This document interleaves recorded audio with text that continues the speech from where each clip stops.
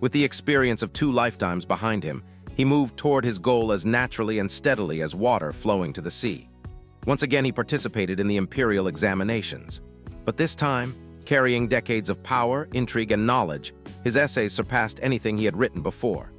After passing the provincial, metropolitan, and palace examinations, he placed first in all 3, earning the title of Triple First and shaking the world with his fame. He once again chose the position of an official in Wen County. Despite the confusion and reluctance of the court, his request was eventually approved. Thanks to his reputation and flawless understanding of officials' personalities, Li Fan quickly brought Wen County under his control and began promoting loyal followers from his previous life. In the 4th year, he secretly found a man capable of acting as a double for Prince Lanya and raised him as one of his most trusted confidants. By the 5th year, he ordered one of his subordinates to disguise himself as a refugee and attack the prince's residence. Under the guise of rescue, Li Fan arranged the murder of the entire family from within, after which the double took the prince's place. From that moment on, the residence of Prince Lanya remained under his secret control. In the 9th year, the prince married the granddaughter of a great scholar. That very night, Li Fan entered the bridal chamber and took Princess Lanya for himself. In the 10th year, she gave birth to his son. In the 15th year, the emperor fell into despair. Upon receiving the decree of succession, Li Fan hurried to the capital together with his loyal followers. When Prince Lanya ascended the throne, Li Fan quickly placed his own people throughout the court. With the hidden support of the great scholar, he established complete control with little effort.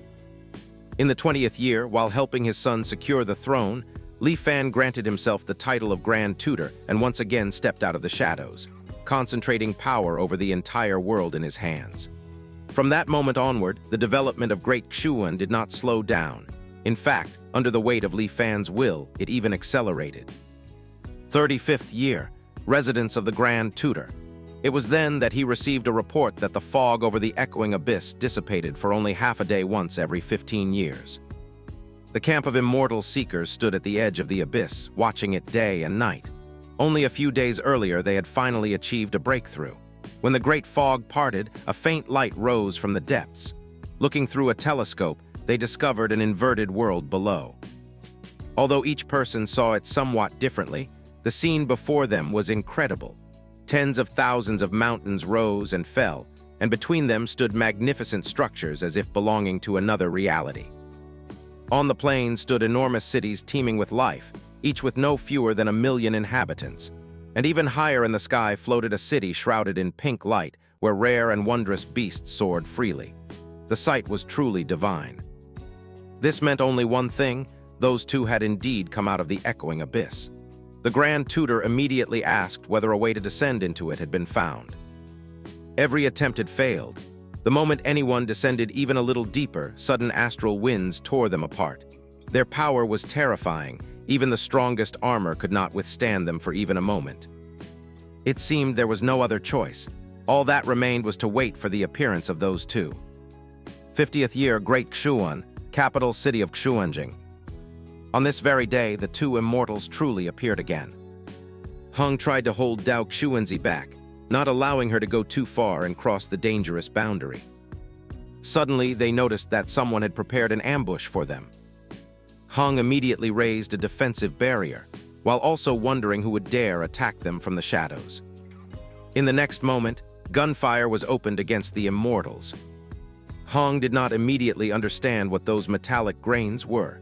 Nevertheless, he managed to stop them with his power. Then, using a technique, he tore the weapon straight out of one of the soldiers' hands.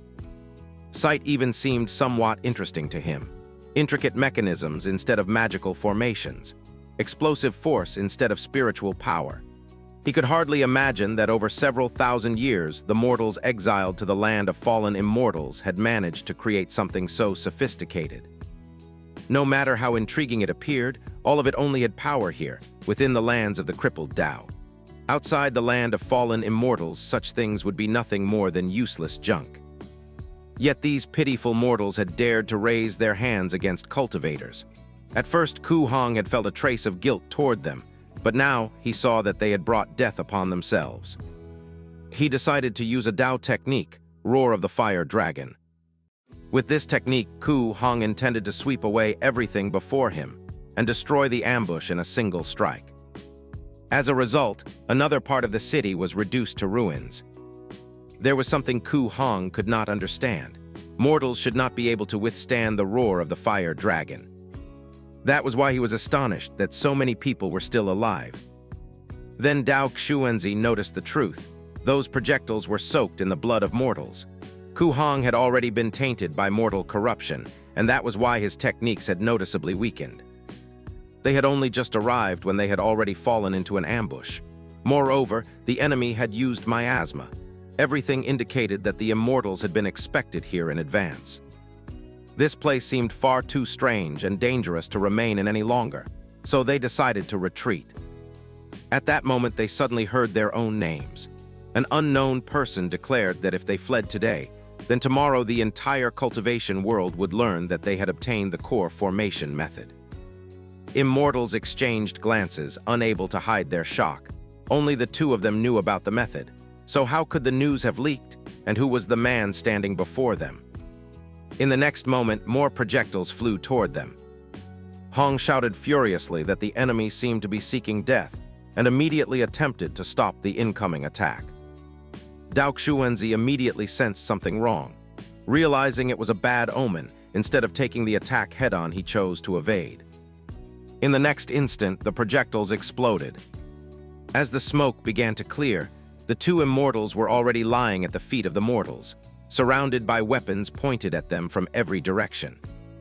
Then the Grand Tutor ordered that the immortal masters be told to surrender without resistance and preserve their lives.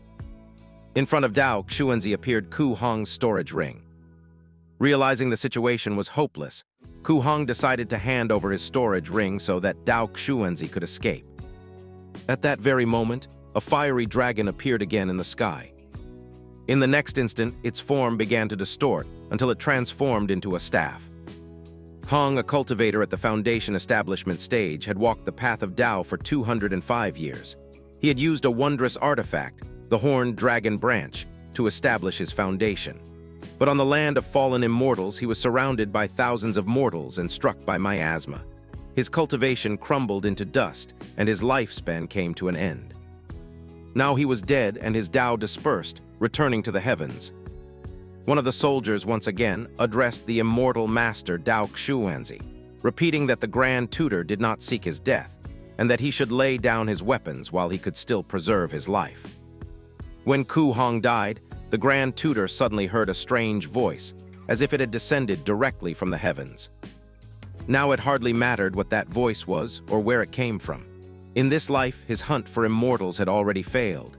He had never imagined that miasma would prove so deadly to cultivators. Dao Xuanzi did not understand who this man was or what his true intentions were.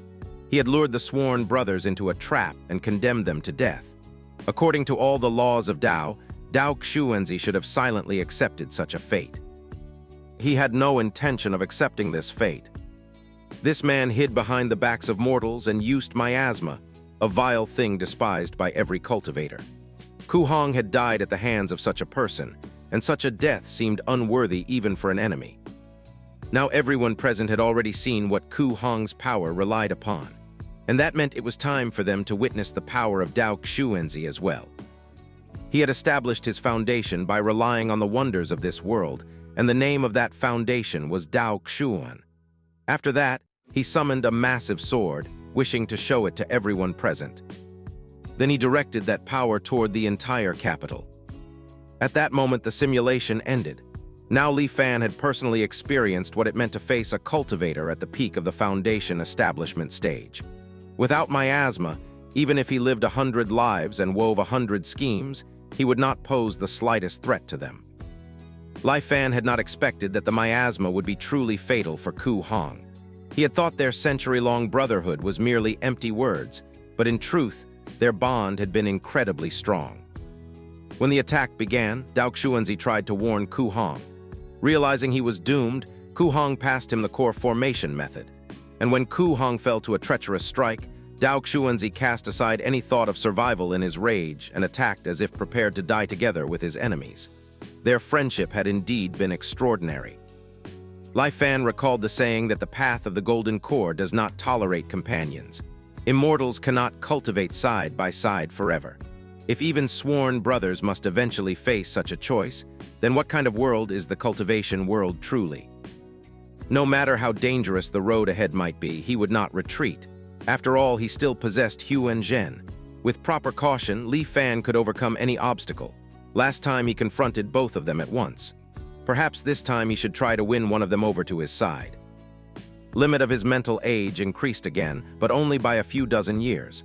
It seemed he would soon reach the ceiling, and if he counted the life before his transmigration, this was already his 5th life. The path to immortality was truly arduous. Li Fan only hoped the next 50 years would not be wasted. A new reference point was set, the 35th year, the echoing abyss. From the previous simulation, he already knew that the dense fog above the abyss dispersed once every 15 years, and today he had come to see it with his own eyes. After some time, masses of white mist surged from the abyss like a reverse waterfall, rushing straight into the sky. This powerful wind raged for nearly an hour before the dense fog finally dispersed. Then Li Fan took out a spyglass and looked toward the bottom of the abyss. According to previous reports, everyone saw something different there. What he saw made his heart tighten. The path of immortality had fallen. What did that even mean? What had happened here, and what catastrophe had befallen the entire cultivation world? New reference point, the 50th year, the city of Chuanjing. Once again, Ku Hong was telling someone not to go too far. Suddenly, an attack fell upon him. Ku Hong heard a voice claiming that by the order of immortal master Dao Xuanzi, they had long been waiting for him there. Hong could not understand how such a thing was possible. Could Dao Xuanzi really have known he would run exactly there? Moreover, the weapons were soaked in mortal corruption. In fury, the man shouted that Dao Xuanzi was a scoundrel. Dao Xuanzi himself was also confused. Why had these mortals attacked Ku Hong in his name? And why were they using miasma? Everything seemed far too strange, and he immediately realized that this was clearly not his doing. Then both immortals heard a question. Was immortal master Dao Xuanzi now taking back his words? Had they not agreed that once the mortals helped kill Ku Hong, the immortal master would take the core formation method and lead this people away from the land of fallen immortals? Hong was furious. Not only had this man betrayed him, but he was still trying to deny it. After all, aside from the two immortals, no one in this world should have known about the core formation method. Dao Xuanzi, however, was thinking about something else entirely. How did this unknown person know about the core formation method? Meanwhile, the voice continued, claiming that in order to obtain this miasma, they had already provoked the anger of everyone. According to the voice, the entire populace was boiling with resentment. And if the immortal master did not keep his promise and lead them out of here, soon everyone would die and there would be no one left to bury. At last, the immortal located the shameless wretch who had been speaking. When he destroyed that place, there was no one there, only a strange artifact. Then the voice sounded again, asking whether the immortal master intended to silence him forever. Dao Xuanzi frowned. He did not understand what kind of artifact it was, but he immediately noted the foresight of whoever had arranged all this. That, he decided without hesitation to destroy the artifact. Hong, meanwhile, bitterly recalled that he had known Dao Xuanzi for a full 100 years, and yet had been so terribly mistaken about him. If Dao Xuanzi wanted the core formation method, Ku Hong could not understand why all these treacherous tricks were necessary. Ku Hong had no intention of running anymore. If that man truly had the courage, he should come and take everything himself. With that thought, he decided to use a Dao technique, Wrath of the Fire Dragon.